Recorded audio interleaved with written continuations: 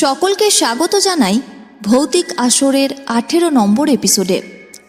আমি দীপান্বিতা, আপনাদের সাথে সাউন্ড ও গ্রাফিক্সে রয়েছে রনি। আজকে থাকছে একটি বিশেষ গল্প। বেশি দেরি না করে শুরু করে দিচ্ছি আজকের আসল গল্পটা। মঙ্গল ও শনিবার মানেই ভৌতিক পরিবেশের ঘনঘটা।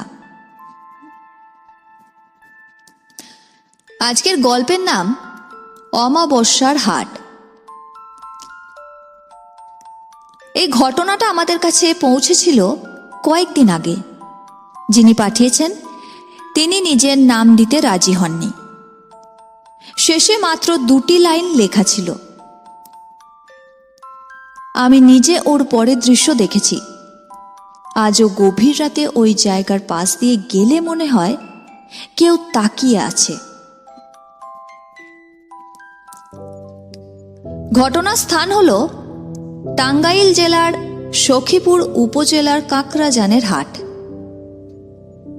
দিনের আলোয় জায়গাটা একেবারে সাধারণ। হাঁক ডাক, দর কষাকষি, মাছের গন্ধ, মানুষের ভিড়। কিন্তু সূর্য ডুবে গেলে কাকরাজান হাট যেন নিজের চামড়া বদলে ফেলে। বিশেষ করে হাটের পশ্চিম পারে দাঁড়িয়ে থাকা সেই বিশাল শতবর্ষী বট গাছটা। লোকেরা বলে ওটা শুধু গাছ নয়, রাতে ওটার নিচে দাঁড়ালে সময় নাকি থেমে যায়। এই ঘটনাটা যার সঙ্গে ঘটেছিল তার নাম ছিল নিতাই মণ্ডল। স্থানীয়দের কাছে পরিচিত নাম। নিতাই ছিল একজন মাছের আড়তদার। স্বভাবে লোকটা চুপচাপ, হিসেবি, ঝামেলা এড়িয়ে চলা মানুষ। কিন্তু ভূত প্রেত? আসলে নিতাই বিশ্বাস করত না। সেসব শুনলে সে হাসত। অমাবস্যার রাত, সেদিন হাটে দেরি হয়ে যায় নিতাইয়ের। শেষ মাছটা বিক্রি হতে হতে রাত গড়িয়ে প্রায় 12টা।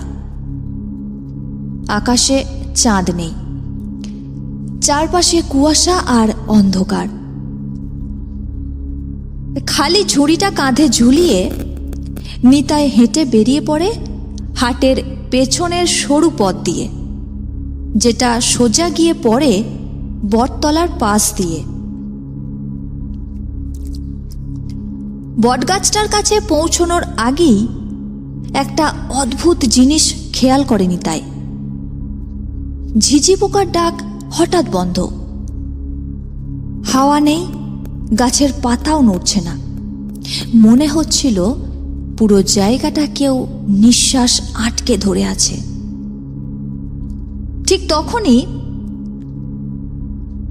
একটা টান। ঝুড়িটা কাঁধ থেকে পেছনের দিকে টেনে ধরেছে কেউ। নিতাই থমকে দাঁড়ায়। সে পেছনে তাকায়, কেউ নেই। নিতাই মুচকি হেসে নিজেকে বোঝায়, হয়তো কাঁধের ব্যথা, মাথা ঘুরছে তার। এক পা এগোয়, আবার টান। এবার অনেকটা জোরে। ঝুড়ির দড়িটা গলায় চেপে বসে নিতাইয়ের। নিতাইয়ের বুকের ভেতর কেমন করে ওঠে। সে মনে মনে বলে, এটা মানুষের টান নয়। সে দৌড় দিতে চায়, কিন্তু পারেনি। ঠিক তখনই বটগাছটার ওপর থেকে কিছু নড়ে ওঠে। শুকনো ডালের আওয়াজ। নিতাই দেখে গাছের ডাল কাঁপছে। পরের মুহূর্তেই অন্ধকারের মধ্যে থেকে কিছু একটা বেরিয়ে আসছে, যেটা নিতাই চোখে দেখতে পায়নি, কিন্তু অনুভব করেছে। বরফ ঠান্ডা দুটো হাত, নিতাইয়ের গলায় চেপে বসে। আঙুলগুলো অস্বাভাবিক লম্বা, নখ নেই, কিন্তু চাপটা ছুরির মতো ধারালো। নিতাই চিৎকার করতে চায়, কিন্তু পারে না। গলার ভেতর থেকে শুধু একটা ভাঙা শব্দ বেরোয়। কেউ যেন জলের নিচে ডুবে আছে। শ্বাস আটকে আসে নিতাইয়ের। চোখের সামনেটা অন্ধকার হয়ে যায় তার। মাটির স্পর্শ হারায় তার পা দুটো। শেষে যে জিনিসটা সে অনুভব করে, ওটা একা নয়, ওটার পেছনে আরও কেউ আছে। তারপর সবকিছু শূন্য হয়ে যায়। পরের দিন ভোরবেলায় আলো ফুটতেই হাটের পাশে একজন লোককে পড়ে থাকতে দেখে গ্রামবাসীরা।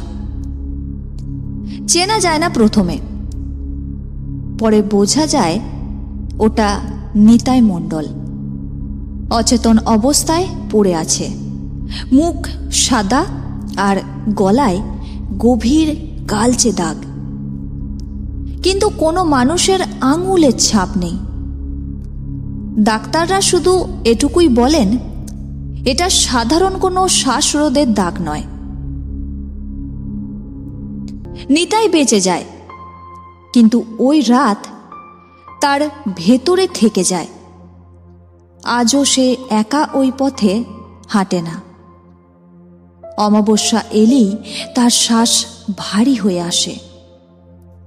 আর কাকরাজান হাটে সেই বটতলার পাশে রাত গভীর হলে অনেকে বলে খালি মাছের ঝুড়ির খসখস শব্দ শোনা যায়, আর কেউ যেন দাঁড়িয়ে থাকে অন্ধকারে, অপেক্ষা করে পরের লোকের জন্য।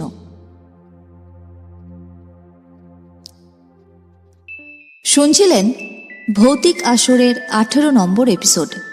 মঙ্গল ও শনিবার মানে ভৌতিক পরিবেশের ঘন ঘটা। আপনার যদি এরকম কোনো অভিজ্ঞতা থেকে থাকে তাহলে আমাদের জানাতে পারেন 8250163315 এই হোয়াটসঅ্যাপ নাম্বারে। আর গল্প ভালো লাগলে অবশ্যই লাইক ও একটি কমেন্ট করে জানিয়ে দিন কেমন লাগলো। আর সাবস্ক্রাইব করতে ভুলবেন না, আপনাদের সাপোর্ট একান্ত কাম্য।